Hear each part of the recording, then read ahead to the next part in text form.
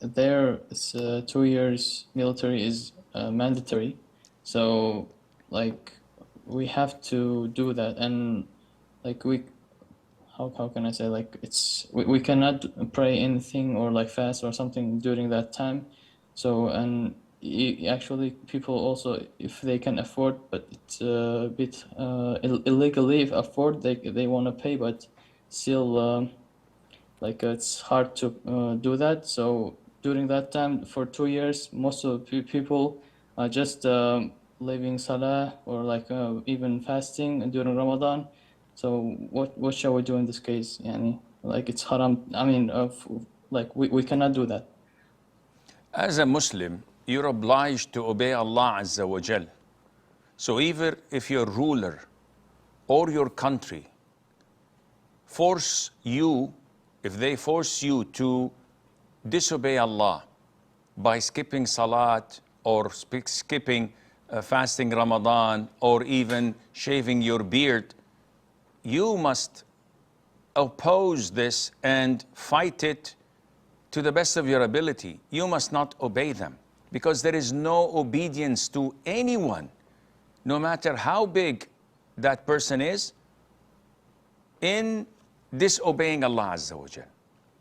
So if you're forced by law to do these heinous acts, to do these 2 years of compulsory military service, and they would force you not to pray, you have to skip this by any means.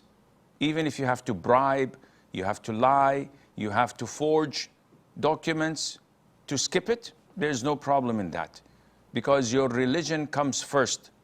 And it's like being in the desert and you're stranded and there is nothing for you to eat, nothing keeping you from dying except a dead dog or a dead donkey that you are forced to eat 1 or 2 morsels to sustain your life.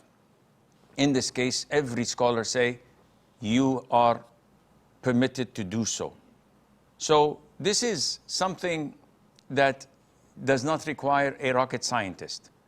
Now, if you're unable to do any of this and you're forced to do such service and skip prayer, then you have to pray on time. Even if this leads you to be beaten up or thrown in jail, so be it. But you have to pray on time. If you can pray in hiding or combine Dhuhr and Asr due to necessity and still pray on time, that is mandatory. And Allah says in the Quran, فَاتَّقُوا اللَّهَ مَا اسْتَطَعْتُمْ, fear Allah to the best of your ability. And it would be advisable to try and migrate from such an evil country that does not allow you to practice your own Islamic commitment and Islamic religion.